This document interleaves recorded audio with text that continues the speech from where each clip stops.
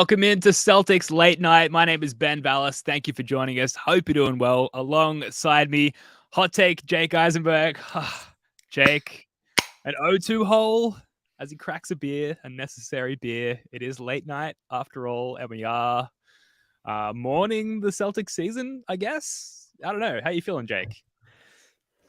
Not great, Ben. not great, man. I've gone through a few stages today. Can you walk us through it? Yeah.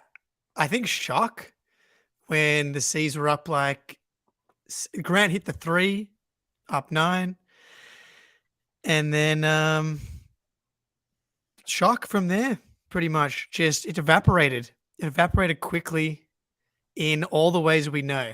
We were like, we did a playback stream earlier as well. Like we depending on how many games we have left, guys can probably join that as well. But we knew it. It was pretty clear. Marcus Smart did the thing where he threw the ball like just on the ground. Yeah, that was a moment that was bad. Coughed up his marbles. Coughed up his marbles. Is that the same? But then hope starts to spring just a little bit eternal. I started researching all the teams that have come back from down 0-2, and I started to feel a little bit better. It's plenty of times. You've just given us the full like emotional spectrum of your tragic Celtics fan, which is you and I. After a game like this, before we really get into it, a quick introduction, given this is only the second ever installment of Celtics Late Night. We are from the First to the Floor Celtics podcast, which is part of the CLNS network. We've been doing the pod for about 5 years. You can find it on all podcast platforms and on our YouTube channel. If you enjoyed this show and you want more similar content, particularly in the off season, we do like live trivia shows. We do like who is this historic Celtic player kind of content. We really if anything, we thrive in the off season. So as much as I'm sad to see that the off season is apparently around the corner, it's a great time to subscribe to the podcast. So make sure that you subscribe to the First to the Floor YouTube channel, and of course all of the various content streams among CLNS as well. Jake, I guess some pre-recap notes as far as what we were hoping to see going into this game. Obviously the Heat, they win in the end, 111 to 105. Going back to Miami, up 2-0. The Celtics went double big to start the game. They did away with double big to start the second half. So quickly, this sort of tug of war between Joe and the players as to whether or not we should start Rob. Joe won that in the locker room at halftime. What were you hoping to see going into this one? And then how did the game play out relative to your expectations? I had 3 keys to happiness for coming into the game. It was have less than 12 turnovers. It was shoot at least 43s and have 0 miscommunications where you leave Max Strus open instead of double teaming Cody Zeller. And the only one of those 3 that we nailed was, I don't think we had any disaster. The Marcus Smart turnover late was pretty bad. But that one in particular stuck out from game 1. And I feel like the defense was actually pretty good for the most part today. I thought it was a lot of tough shot making from the Heat, more so than anything else. I thought the defense was good. So those were the things I was looking for, and we didn't achieve really the 2 most important ones. The Heat have taken us away from what we like to do. When the Celtics are at their best, we're shooting threes. We shot 43 threes per game in the regular season. We shot 35 today. That's 8 below regular season. And everyone is talking about the clip about Spo saying, shut off the threes and they can't win. It kind of feels like we went a little Maury ball this year. Mm-hmm. And when people shut off the thing that we do well, we feel a little bit lost. And that feels especially true down the stretch of some of these games when we can't get to what we want, when we can't get to things that we're comfortable with. I don't even know what we're comfortable with at this point. Not winning. No, not at home at least. Not at home at least, man.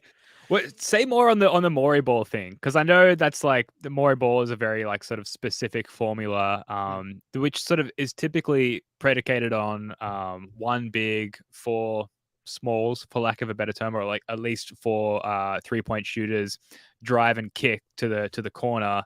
it didn't necessarily feel to me like that was the lone formula for the Celtics in this game. So say more on the Morey ball thing, because I'm struggling to grasp it a little bit. It's been all threes and rim stuff, and I think it's encapsulated with the kind of play that Tatum has been. And this is not to say Tatum was bad today, because I think he was the only one that really, like, him and Rob feel like the only two guys that really turned up today. Maybe a little bit of Grant as well, but it's threes or it's at the rim, and if those things aren't happening, then it's kind of a disaster. If you start missing threes, or if you're not generating threes, then you're in a bad place. And it's called Morey ball because Morey famously, created this team with James Harden surrounded by shooters, small ball, Clint Capella, and famously shot, 27 missed threes in a row in the conference finals, no less. Game 7. Hopefully we get to a game 7, and I would love to miss 27 threes in a row in a game 7 at this point. That would be great. But just to be there. Yeah, just to be there. But yeah, it feels like the Heat, on the other hand, it's a different guy. And that's what's been frustrating to me, I think, in the playoffs as a whole, and more so in the second couple of rounds. Like, what was great about this team throughout the year, it was like it felt like a few different guys could go off. We had the stretch where Derek White was a borderline all-star. He'd just pop off for 18, 6 and 6. Or Malcolm Brogdon goes off for 24 on 16 shots. Horford can go for 6 for 7 from 3. It kind of feels like the Jays have to be playing at an elite level right now, and we haven't been able to get both of them going at a really high level in the series in particular so far. I mean, Tatum was elite in this game. I was so ready, just as I was after game 1, ready for the Marcus Smart is God narrative. I was ready for like the Tatum is seizing the championship narrative after this game if they didn't piss it away going into the fourth quarter up 8 or 9 or whatever they were, where we'll get to like the Grant Jimmy Butler thing, but you saw Jimmy Butler come in and you just knew that our lead wasn't enough. I was ready for that to be the narrative. Yeah, unfortunately, both Jays can't seem to play at an elite level at the same time in this particular series. What we're going to do for everyone watching live, and if you're listening to the podcast on the First to the Floor podcast feed after the fact, you can email us in response at firsttothefloor18@gmail.com. We're going to go through the pain rankings, which is classic us. It's like the therapeutic response to the game. We're going to rattle off all of the most painful moments of this game. Yeah, we can rattle them off, and then we can rank them. Yeah, exactly. So we need your help. If you're watching in the chat or if you're listening later, let us know how you would rank all of these moments. So I'm going to run through a couple, Jake. You'll run through a couple, and unfortunately, I'm sorry to say we have a very, very long list of painful moments from this game. Starting with the Jalen disaster class, which may very well be up the top of the list because it may very well be ranked number 1. Terrible in this game. Turnovers, missed shots, blown defensive assignments, deer in the headlights look, just like almost a completely off game for Jalen Brown. That's first on our pain rankings list. Al Horford, Jake, you've put Al washed ? On the list. More specifically, like Al Horford can't hit a 3, struggling to defend Bam Adebayo, and really like struggling to assert himself in this game where we're having the like, man, I'm glad we've got Al Horford. Oh, isn't Al Horford amazing at 37 years old or 36 years old? Like, we haven't been able to think that way in a while. Anything to add to those 2 points before you move on to a few of your points there, Jake? I almost feel like it's not Al's fault because he was so good in the Sixers series despite missing shots. It's really unfortunate, man. Al used all of his makes. He became like one of the league's best 3-point shooters for the entire season, and he cannot hit anything. And like, it's so easy to simplify. And sorry, look, chat, I'm just going to bounce around. My brain just goes. We're not in a good way, folks. Not in a good way. Not in a good way. But like, a huge reason why this team was so good and won 57 games and had the second. This is the thing as well. Don't sleep on the seas. Thank you, Jacob. I thought that, game 6, Tatum, that was leaving it late. You know what's really leaving it late? Going down 0-2 at home, going on the road down 0-2.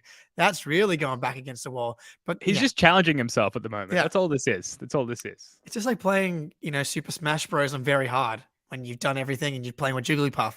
It's just like I've done everything. I've done every other option at this point, and May as well. He just You took the hasn't. words right out of my mouth. But the Celtics were so good on offense because Al Horford was like an elite shooter, and that completely opens the game up. The drive and kick game works because Al Horford's an elite shooter. They can't even get into their drive and kick game. Like, yeah, they're missing shots, and the Heat are kind of shutting that stuff down. But they can't even get into it because they're sagging off Al Horford because he can't make a shot. Mm-hmm. And the paint's clogged, and then it's just this self-fulfilling process. And then we're back to like, how do we adjust? And the adjustment was Rob, and we didn't get to that. But Al being washed is a joke because I think he's one of the best 36-year-olds ever to play the game, probably at this point. Maybe ever to live. The greatest 36-year-old of all time. He's up there. Well, you're 36, so what? You must be a close second. Yeah, I mean, I'm not an elite shooter in the NBA, and also 7 foot tall. So I'm gonna go out on a limb here and say that Al Horford is a better 36-year-old than I am. What else have we got on the pain rankings? You're a close second to me. You're a close second to me, then. Thank you, sir. What else have we got on the pain rankings? Bloody hell, where to begin, mate? Caleb Martin, dude. I cannot believe. Sup, Jimmy? Look, man, Jimmy. I think Jimmy's here to see if we can do the impossible and spin this into a good time. It's not going to happen. It can't be done. It cannot be done. Folks in the chat, if you've got a positive spin, let us know. We'd love you to alter the trajectory of this show. I don't think it's possible. Sorry, Jake, I interrupted you. No, man. Like we're look. I'm having a little bit of fun just because I've got this whiskey apple soda thing, and it's going all right. But the Caleb Martin game. Like he's become good. You can't just think this is a guy that was cut by Charlotte and barely made the NBA. At this point, he is like a legitimate like NBA wing that like the Memphis Grizzlies really could have used to beat the Lakers. Like this Heat team, and is it black magic? Is it the stars are just aligned in a certain way every year in April and May to make these dudes play like way, way, way above their head? I don't know what it is, but like Caleb Martin having 26 points on 16 shots and like hitting some stuff. We're still trying to figure out what we're allowed to say on this late night show. Hitting some stuff. Like really good defense. Like I thought in both games 1 and 2, the Celtics were like on the brink of kind of breaking it open, and the Heat role players, not even Jimmy, it was the role players, whether it was Strus hitting some stuff or Lowry in the first game. Today, it was Caleb Martin. And that was, I thought, a strength of the Celtics this year. We don't have that boost right now. So the Caleb Martin thing causes me a lot of pain because it feels like the Celtics were that team. Like Grant almost was that guy today. Grant was that guy last year. We're just missing that spark, that juice, and that causes me pain, man. And like with the depth that we haven't got one guy who can be, this pains me to say, the quote unquote, where's our Caleb Martin, right? Like there's so many of them potentially, like beyond the Jays, we've got this laundry list of guys who could be that Caleb Martin for us on any given night. And it's like, we're just completely back to where we were last year, where it's like we live and die basically by Tatum, sometimes by the Jays as a tandem, but like we cannot expect anyone else to step up and give us that role player punch. So to see Caleb Martin do that with the comparatively like lack of depth from the Heat perspective, to see their role players be as assertive and forceful and impactful as they are, Boston 11, absolutely. If only it were a 14-game series, then we'd have this in the bag. So the Caleb Martin game definitely makes the pain rankings. To rattle off a few more late offensive rebounds. Sorry, I was going to say that you made a good point there. It's quite interesting to me is that we're so reliant on the Jays, and if they don't play at this elite level, we lose, right? But you go back to the bubble, the original in this trilogy of Heat Celtics, right? And I think a lot of Celtics fans, myself included, have rationalized that loss as Daniel Tice, who I love, starting center. Shemi Ojale was like sixth man. Kemba Walker's knees had turned into Play-Doh. Like the roster around the Jays in the bubble was nowhere near as good as the roster now. But it just feels like no matter, and this is the NBA, right? You look at Jokic, you look at Jimmy, it's like as good as your role players can be, you need your stars to just like step up to this level. Unless you're the Heat, because then you have black magic and your role players play like stars at all times, apparently. And Stars in their role, yeah, at least. it's crazy that we're 3 years later and we're like Groundhog Day in this thing. I maintain that one of the greatest moments of the regular season was the realization that we were going to avoid the Heat in the playoffs.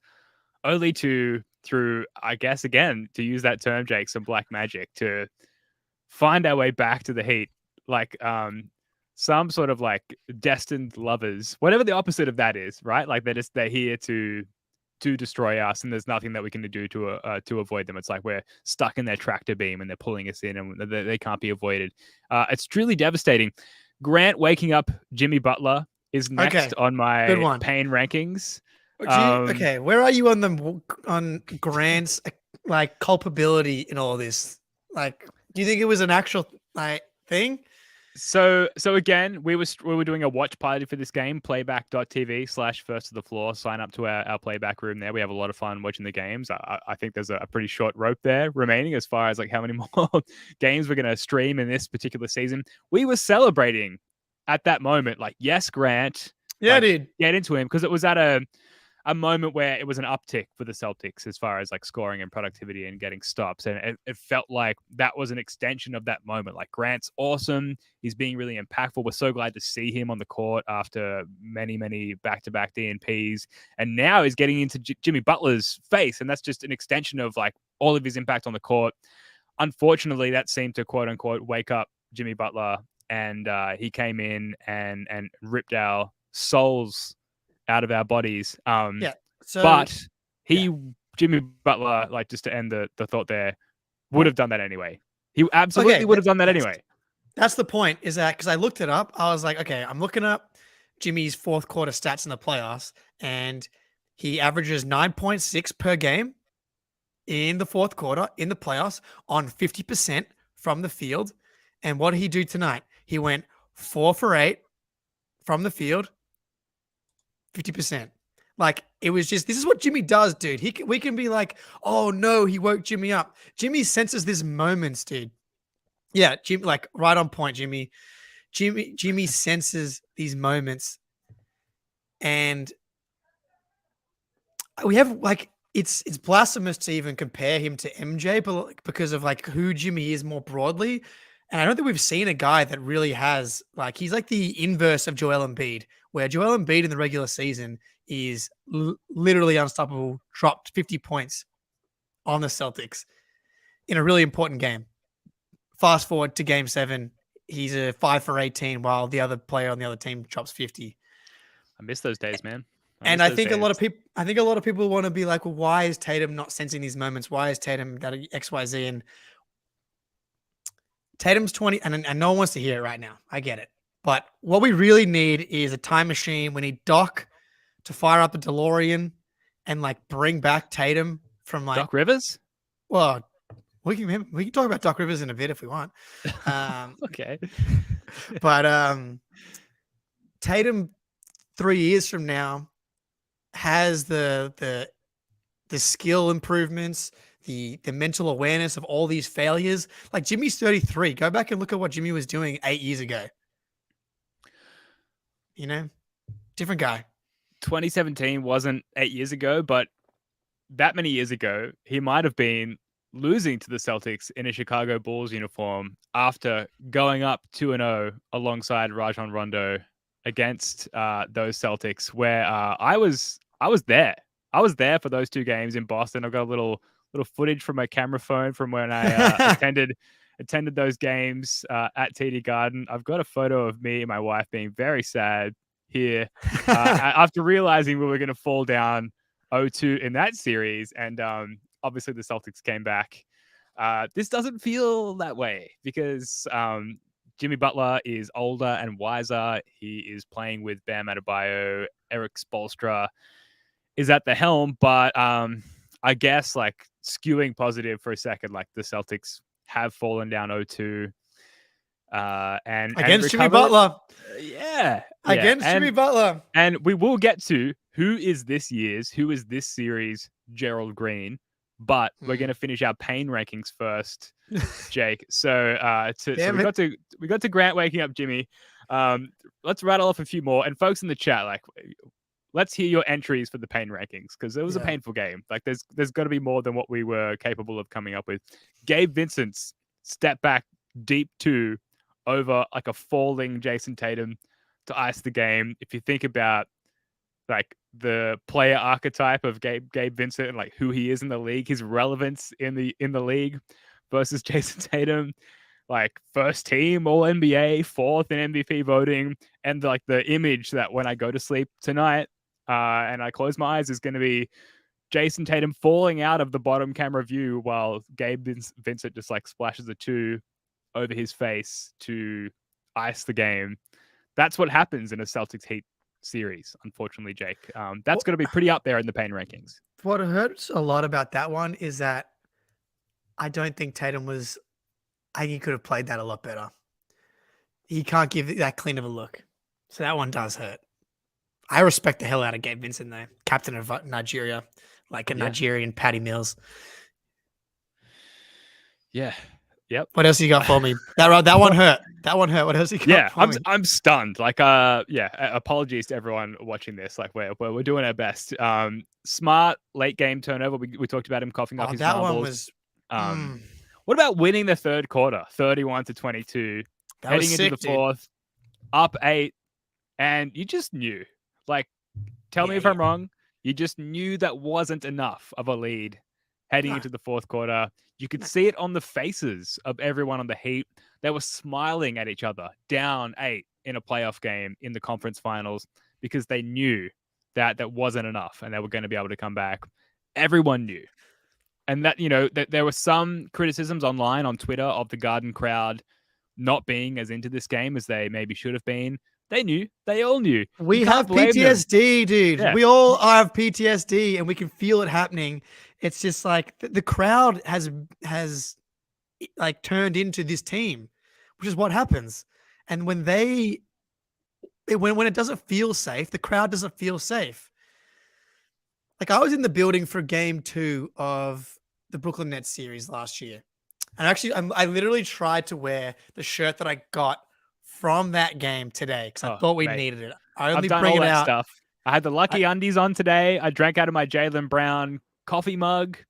I pulled out all the stops. I can't get it done, clearly. So I've done it. But like the crowd, the Celtics went down 17 points in game 2 against the Nets.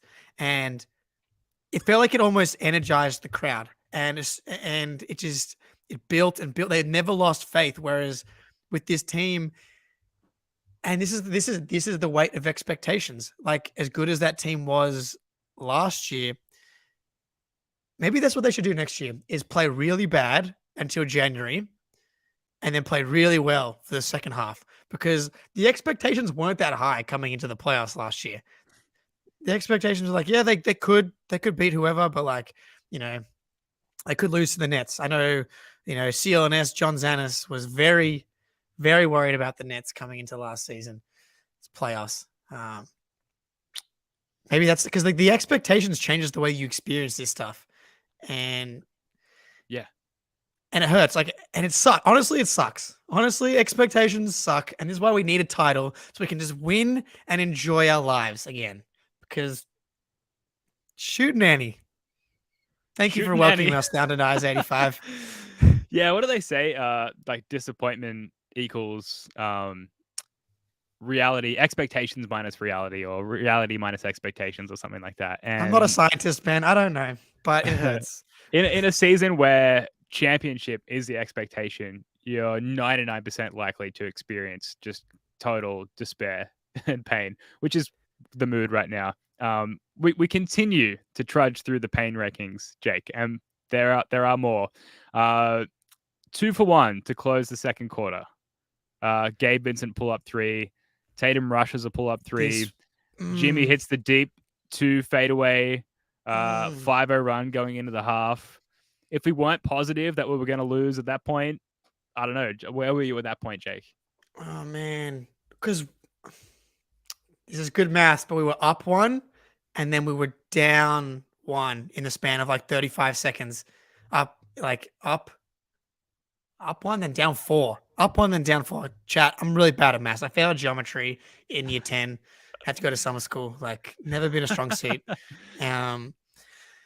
But yeah, like, you feel good going into halftime, and like feels like so many times, even this playoffs, but like, again, it reared its head. It felt like a lot of stuff that's been happened again tonight, and eventually it caught them.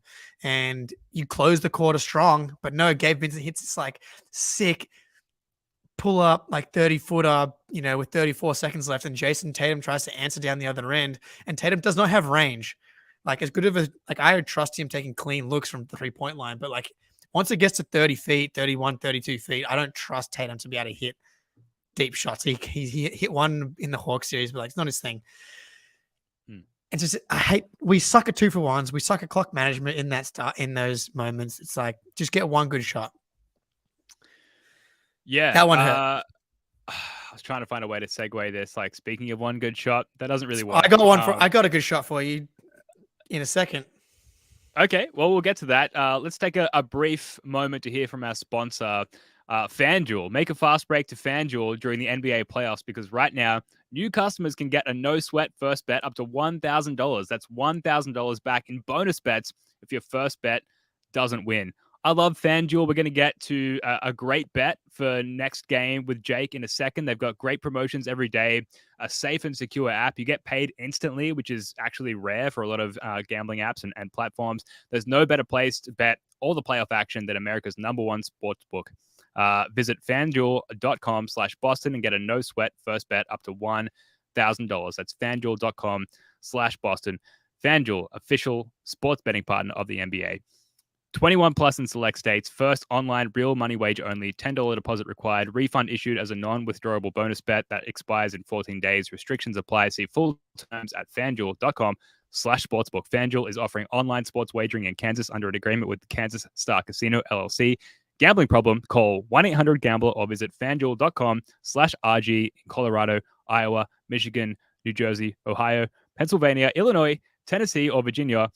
1-800-NEXT-STEP or text NEXT STEP to 53342 in Arizona. Call 1-888-789-7777 or visit ccpg.org/chat in Connecticut. Call 1-800-9-WITH-IT in Indiana. Call 1-800-522-4700 or visit ksgamblinghelp.com in Kansas. Call 1-877-770-STOP in Louisiana. Gambling Help line ma.org or call 800-327-5050 for 24/7 support in Massachusetts.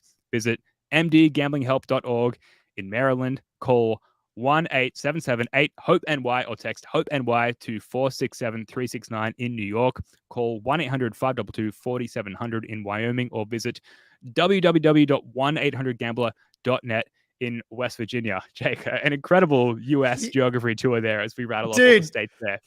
Amazing. I have to write those states out. You're a legend. You've absolutely nailed that. FanDuel. Yes, please. I've actually won a good chunk of money. Jimmy and the boys on the Garden Report talking about if you bet on the Celtics, bet on who the Celtics are playing in the playoffs, it's been very lucrative. I bet on the Heat to win game 1. I was 100% sure they were going to win game 1. And then the Celtics went up 9, and I went to pee during the live stream, and I called FanDuel. Oh, that's what you were doing. Yeah, and put another cheeky bet on. And it's an emotional hedge, but it's something that I do when I'm like pretty sure that something bad's going to happen. So what I would recommend if you're a Celtics fan, has a bit of cash that you are willing to lose. Responsibly. The odds for the Celtics have been crazy the whole playoffs all year. And I can get to a point on that in a second. But if you were to put $100 on the Celtics on FanDuel to win the series, on the Heat to win the series, you come back with 160. The odds are still like way, way, way, way, way closer than you would expect of a team that just lost 2 at home going back on the road. So like if you have no more faith, if you want to emotionally hedge yourself, so if they do come back, you lose and it's a lose $100. At least the Celtics are going to the finals. But a bet that I actually believe in for tomorrow's game between the Nuggets and the Lakers, Lakers -5.5. Davis to have 20 plus points and Davis to have 12 plus rebounds. Davis had a kind of a shocker yesterday, and Davis has been really good off bad games going into the next game. So I would go AD plus 20 points, plus 12 rebounds, and the Lakers -5.5. The Lakers have been good at home. The Nuggets have been really bad on the road all season. They turned up in that Suns series, but I think that had a lot more to do with KD and Booker playing like 45 minutes of pop and just being run off the court. Lakers are going to bounce back. LeBron's going to be ready to go. He knows what's at stake here. Talk about feeling the moment. LeBron's going to have these guys ready to go. So I would definitely back that parlay, and that's plus 291 for tomorrow. I would have hit the parlay I gave out yesterday if the Celtics had actually won the game. I had Tatum 30 plus and Tatum 10 plus rebounds. I thought Tatum did everything he could. But so on the Celtics being the betting favorites all year long, every game this playoffs, the Celtics have been the heavy favorites. And Celtics fans have been so confident in their team. So confident in their team, and shocked anytime they lose a game and furious anytime they lose a game. And I actually think that we've been brainwashed a little bit by the media, by advanced analytics, by Zach Lowe, by plenty of people out there. Zach Lowe specifically, a lot of people out there that have convinced us propaganda on the Celtics.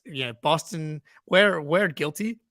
We're probably guilty of brainwashing ourselves, but like, oh yeah, there's been so many like big markers that the Celtics are this elite team that is a cut above the rest of the league, and we've been pretty consistent that like we don't think the Celtics are guaranteed to win the title. We still think that the chances it's more likely than not that they don't win the title. But the way that everybody talks about the Celtics, it's felt like we should win. And people in my life are like, "Oh, the Celtics were favorites. How'd they lose?" They haven't been that good. Like the Celtics had the best point differential in the NBA this year, but it was like one of the lowest point differentials of like someone in the number one spot in years. So like, which speaks to the parity of the NBA right now. But like, I feel like Celtics fans have been duped a little bit to expect and like have these expectations of a team that's like the Golden State Warriors, and really that's like on the same level as like several other contenders. Yeah, that November was incredible. It's November. Like you go for a job, and in the interview, you're incredible. You wear your best suit. You get a haircut. You lead with like 1,000% the best of yourself, like your best wins, while completely leaving out any negative in your life, any poor performance at a prior job. You lead with your absolute best, and they hire you based off that performance in the job interview. You get past your probation period, maybe it's 3 months, and then you really relax. And that's kind of like what we've seen with the Celtics this year. Unfortunately, they've had really good stretches. I don't know. As I say that, it's like they finished with the top 2 offense and defense. So it's like we maybe can't critique them too heavily there. Are you sort of saying this, Jake, to start to begin the grief stage, like the acceptance, like, okay, they lost, but it wasn't that bad? Like, is that the angle you're going for here? The mental gymnastics. We never had a chance, man. We never had a chance. It was all fake. Living in a simulation, moving to the mountains. All of these things are kind of coming to the forefront of my mind at this point. We haven't even finished the pain rankings. I think it's probably time for the chat to let us know like the top 3 of the pain rankings. Like obviously we've kind of stumbled our way through them, but like I think there are a few glaring, obvious top 3s here. Just to rattle the rest of them off: the Heat 24-9 run in the fourth quarter. That might be number one, low key. Neither Jay had a field goal in the fourth quarter. But like Tatum was incredible and like running the offense. They called it out on the broadcast. Like, yeah, he didn't get a field goal attempt up, but like he was like any field goal attempt that was put up, it was, you know, Tatum was responsible for that look. And then a Marcus Smart no-show, I think is last for me on the pain rankings here, Jake. Like Smart was incredible in game one. And just like if you look across his stats and obviously just the eye test watching the game, there wasn't any moment where it was like, oh man, Marcus Smart, like we're so lucky, the longest tenured Celtic. We're so glad he really shows up in the playoffs. We're so lucky to have this guy. That like just was not a thing in this game. And for a must-win game, and yes, it was a must-win, Jake, for Smart to just like lurk in the shadows like that is really, really disappointing. So that ranks highly in the pain rankings as well. Yeah, and look, we felt it. I thought that was like one of the good things that Joe did was go away. I don't know who the hell Josh is. Josh Missoula. Josh Missoula. Maybe we should hire him. Was that he went away from Marcus for a large majority of the second half, it felt like. So what, Marcus Smart played 32 minutes, and of those 32 minutes, he only played 6 darts, about 50-50. Damn it. I was hoping my eyes would have backed that one up. But yeah, no, it felt like late, especially in the fourth quarter, that he went away from Marcus, and I thought that was the right call. But then Brogdon, like, it was a no-win game, it felt like, from some of those spots. I don't think Malcolm, Derek, or Brogdon. Derek was probably the best of the three, but you have to play with aggression, and Derek wasn't doing that. But like you go back to game 6 in Philly, and I thought Marcus Smart maybe his best game as a Celtic, and we needed a gritty, game-changing performance at times, and that hurts. Yeah, we need our two guys to be making $600 million to be good. One of them was really good. One of them was really bad. This isn't on our run sheet, so I don't want to spring this on you, but spring it, baby. Are you wavering at all on the like definitely Supermax Jalen, like that we have the ability to do so because he's made all NBA? Like, are you wavering at all on the notion of just definitely doing that? Man, these are the types of days that make you feel like this. Right? Maybe the wrong day to ask the question, to be honest, but it does beg the question. The question you have to ask yourself is, what's the alternative? Because even if you can't sign and trade Jalen to the Supermax, to whoever said that in the chat. So you can't sign and trade Jalen this offseason because if you sign him to the Supermax, you can't trade him. That's just how it works. And if you do trade him, any team you trade him to is going to have the same problem the Celtics have if he had not made it all NBA, is that he will be a free agent after next year's season. And if he hasn't committed, which he can't technically commit because he won't be able to, you can do the wink, wink. You know, I know Atlanta's like always been the team. Like if Jalen does a wink, wink with Atlanta, that's like, you know, something that pops up. But I just find it hard to believe that you're going to find a better alternative than the version of Jalen and Jason. Okay, DJ Daniel in the chat, what's your Jalen Brown trade? You know, like bring in DeJounte Murray and DeAndre Hunter. If you think that's going to fix your problems, then like, I don't know what to tell you. It's absolutely not. There's no one on the Hawks. There's not a single player on the Hawks that's going to put the Celtics in a better place than they're in right now. So you want to do revisionist history and say we should have traded for Kevin Durant. Fine. Doesn't help you now. Trey, good luck winning the Heat won it was crazy about the Heat. They won a playoff game against they lost a playoff game against the Hawks, who typically the Heat just absolutely dominate. But like, just one game. Absolutely just one game. Now, I have just been told by my mother-in-law that she's dropping my daughter off to my house, in which I am currently alone, in 20 minutes. So that's how much time we have left on Celtics Late Night. I saw your face be like, oh no. Yeah. yeah.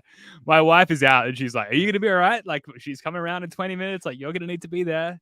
You can't be Yeah. up in the attic live streaming about the Celtics when your daughter gets home.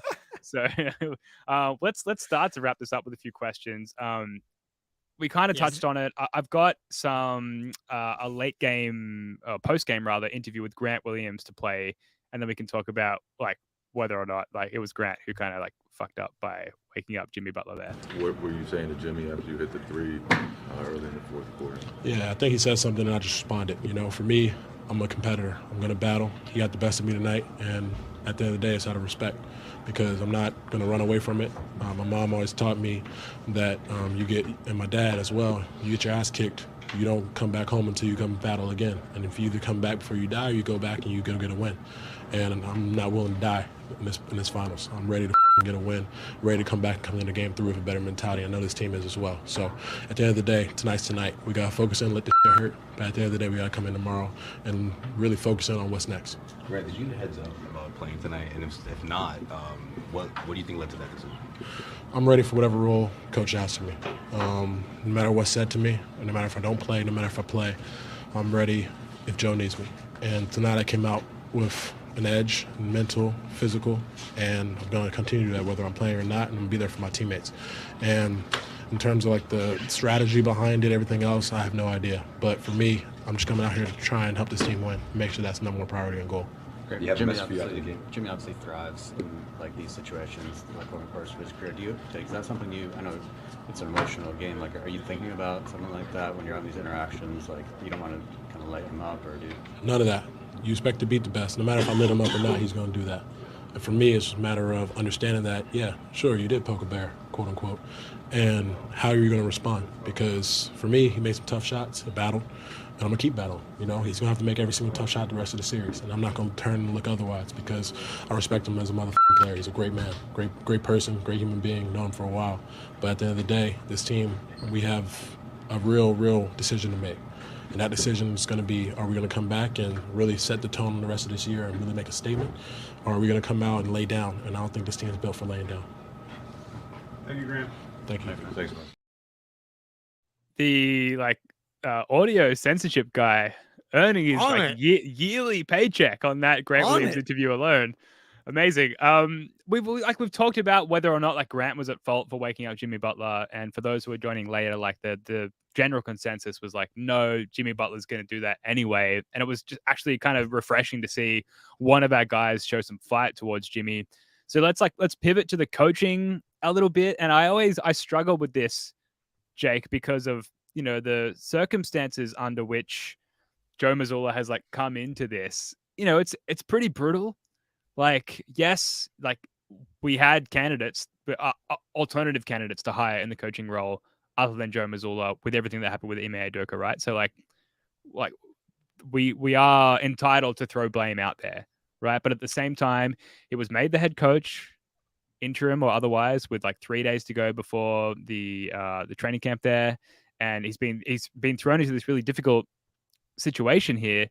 How much do you blame Joe Mazzulla, I guess is what I'm getting at, Jake, as far as like how much of a bed shitting this has been, and with only waiting until this game to throw Grant Williams into the playoff rotation? Like, where are you at with Joe right now? Yeah, like using the Grant thing to frame this. Game 3 against the Hawks, Grant comes in, has a huge game, like 4 for 4 from 3. And I, from that moment, was like, he has to be in the rotation because it looked like he was still able to recapture and play the way that he played in last year's playoffs. I thought we saw it again in the Sixers series in flashes, in game 3 again, in Philadelphia. Really good defense on Embiid, and he was buried again after that. After having his face like completely flattened, pancaked by Joel Embiid. What I'm saying. There's no one on the Heat that could do that kind of damage to his face. Well, it's like he's in it. He's like diving on the floor. He's willing to get his face fattened. He comes back on the court. We have him mic'd up being like, I'm a competitor. And like as corny and as lame as Grant can be, like he believes this stuff. And he's willing to put his body on the line, and like that Tommy Point, like Boston grit stuff. I think Grant actually personifies a lot of the time. Yeah, totally. And Joe just completely excommunicating him when he really showed that he had it throughout the playoffs, I thought was a mistake. And he was Then the Garden Report talked about it today. Joe's been a step slow in this series every step of the way. And you can get away with it against the Hawks because you're just so much more talented. And against the Sixers, partly because Doc's not that great and Embiid and Harden are not perfect as well. It's insane that the Heat are doing this. It just reminds me of how insane it is for me to wrap my head around what they're doing considering the year they've had. But he's been a step slow. Like we shouldn't have seen double bigs again after it didn't work in game one. We should have seen Grant in game one. Like he's notoriously good at defending Bam. And like, I've been a Joe defender, but ouch. Hot take, like it is objectively beautiful what the Heat are doing. Like it's kind of like 30 for 30 worthy. The fact that they are like quite potentially going to the finals, given the season they had, given the play-in game they had against the Hawks, like that's possibly happening. It does give me some hope that like the Celtics can strike back. Winning on the road hasn't necessarily been a challenge for these Celtics, and like there has to be a bed shitting for those Heat lurking in the shadows, right? Like it has to be there for the taking for the Celtics in some degree. How can they have like? I know this is pretty much a moot point by now, but like how can the Heat have had that bad of a season, that bad of a play-in entry game, and be so successful? And they even shot really poorly in that Knicks series. Like, is there not an inevitable bed shitting in this series for the Heat? Like, or is it gone? No. Look, it would not shock me if the Celtics tied this up 2-2. It really wouldn't. It would kind of shock me at this point. If I'm being honest. It really wouldn't. I like. They're very beatable. Both of these games are winnable. So like, it just wouldn't shock me. I would be, I think the Heat are going to come back to Boston up 3-1, but like, it would not shock me if the Celtics come back 2-2. It really wouldn't. But look, going back to Joe, right? Like, I mean, these circumstances, man, it was not his fault. Ime turned into a horny bastard and fumbled one of the best situations in the NBA. And now he gets to coach Jalen Green, Kevin Porter, and player X with the 4th pick. Congratulations, dude. You thought you were mad at Jalen missing off-ball stuff. At least Jalen plays defense. Jalen Green doesn't even know what an off-ball defense is at this point. At least Jalen Brown tries from time to time. Yep. Like, Joe to come in and then you lose Will Hardy and Damon Stoudemire in the middle of the year. Like, it's a terrible, terrible situation. So I've been a Joe defender just because I think it's an unfair situation. And I feel like coaching is not that important in the NBA relative to other sports.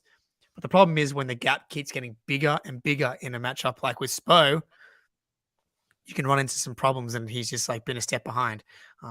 The thing is, if this was the Nick Nurse coached Celtics or the Coach Bud coached Celtics, like I don't necessarily feel confident that we'd be in a different situation as far as where this series is at. Like Spo is just that good. And the Heat are just so disciplined. Like they know their basketball principles and they stick to them. They have an immediate awareness of how to respond in any situation. Like say they've got a play drawn up and the first 3 options are taken away. As a team, they have a collective awareness of the 4th option and the 5th option, and then boxing out and then transition defense. And like, it's almost 2014 Spursian in that like, it's sort of regardless of the personnel, their principles are so well defined and so well propagated throughout the roster that like, they're sort of unbeatable in a way, which is crazy. And doesn't bode well for the remainder of the series for the Celtics, but like, you kind of got to respect it a little bit. Oh, I have unbelievable respect for these guys, dude. Like I hate the Heat too, Elise. I really do. But I hate all 29 other teams. No, the Celtics. Like I don't think I respect anyone more in the NBA right now than Jimmy, Spo, Curry's in there. And then, like, I guess technically LeBron. But, like, those are my guys. Jokic isn't there yet. What Jimmy does to elevate this team around him, and what Spo's done year after year after year after year after year. I saw a comment here about, is it Spo or is it the Celtics, fumbling the ball? Like, okay, was it the Bucks fumbling the ball? Was it the Knicks fumbling the ball? Like, the Knicks and the Bucks were way better than the Heat all year long. And so I respect it. I don't know how we would would the Heat trade Spo for Jalen Brown? I don't think so. No, definitely not. No. He's like a top 5 asset in the league.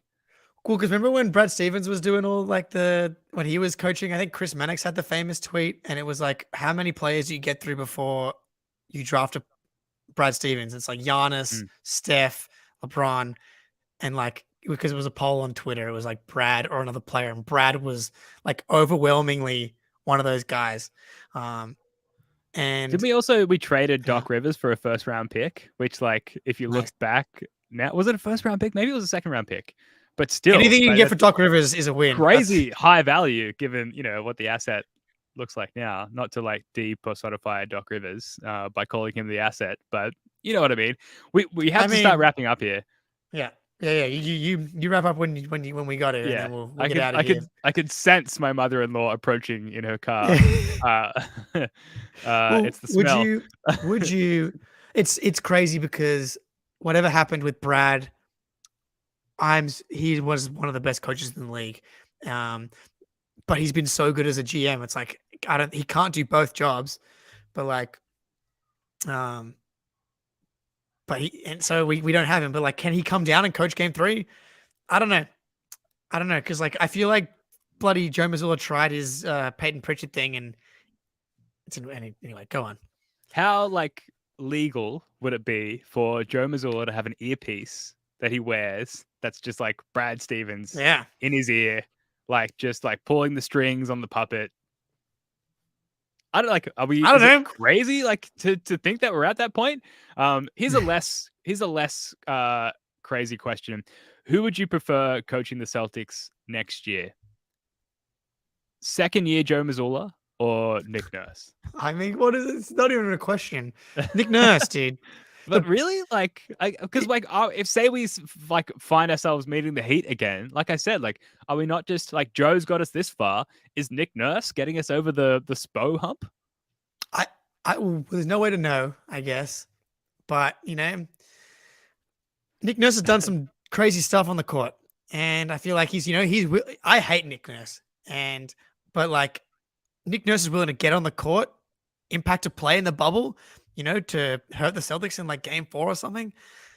I would. The thing with Joe is we don't know if he's going to get better. It would make perfect sense. Second year head coach will get better, has a much better bench. Whether whoever he brings in, whether it's Monty Williams, who's definitely not going to be on the bench, but there's all these guys available that could be on the bench, and that makes for a better Joe Mazzulla experience. We don't know for sure. We don't know for sure. Okay, Mr. Potato Salad. Mr. Potato Salad. Joe Mazzulla got this team 57 wins. How many wins did Ime Udoka get this team? Jason Tatum just had his best year as a Celtic. Jalen Brown has had his best year as a Celtic. Derek White just had his best year as an NBA player. Joe Mazzulla had a good year. The playoffs are a different beast. Absolutely different beast. That's what it is. Anything else, Jake, before we wrap up? Some people in the chat are saying, why are we wrapping up so soon? So, what this is only our second show on Celtics Late Night, but what we want to be typical for this show is spend an hour talking about the game and then basically spend another hour just hanging out, shooting the breeze, talking about favorite all-time Celtics teams, talking about Jordan Crawford's amazing run in 2014? I should know this, 2013, 2014 as player of the week, stuff like that. But unfortunately, I've got some familial obligations this afternoon that I have to get to. Any final takeaways, Jake? Where do you go from here as someone who quote unquote covers the Celtics, and then where do you go as the Celtics? What now? Gonna have another beer, go for a It's a good walk, start. go for a walk, jump in the freezing cold ocean, which is about 12 degrees Celsius at the moment, which is about 40-ish degrees Fahrenheit. Cleanse myself of this. Wake up, watch the Nuggets game, hope the Lakers lose, and then hope springs eternal, Ben. One game at a time. Oh, you're selling me, Jake. Celtics in 6 is not dead. Technically, still possible. Not dead. Not dead yet. Let's go. All right. I guess What that's do you got? as well. How do you- I'm going. So I live in Sydney. I'm going into the city tonight to see Regurgitator, incredible '90s Australian band. They're playing their seminal album, Unit, in at the Roundhouse in Randwick. So that's what I'm going to be watching intently and trying my hardest not to think about the Celtics. Yeah, I mean, back against the World Celtics, right, Jake? Like that's the best version of the Celtics. You would have thought the prospect of going down 0-2 at home against the Eric Spoelstra, Jimmy Butler Heat would be the epitome of back against the wall. No, apparently not. Apparently it's going back into Miami. Beautiful, warm, by the way, welcoming Miami, where our guys should be very comfortable to win 2 games in a row. Who knows? Look, that's going to do it. Thank you so much for joining us, folks, in the chat. We see you. We read all your comments. We really love having you all here with us. It makes hosting this show and running this show, especially after a game like today or tonight at your time, so much more fun. Subscribe to the First of the Floor podcast and the YouTube channel. We have a lot of content coming out on both content streams, particularly in the off season. We really start to flex, and CLNS, our employers, don't know this yet, but I think that's where they're going to start to love us as being part of their network, because we really start to flex like what we're capable of as far as off-season content, live trivia shows. We do deep dives into like obscure Celtics players. A lot of fun there. So make sure you subscribe to the channel. Jake, any final takeaways before we wrap this one up? Let's get out of here, man. Appreciate everybody. Let's keep it rolling. Come on. Love you guys. Celtics in 6. See ya.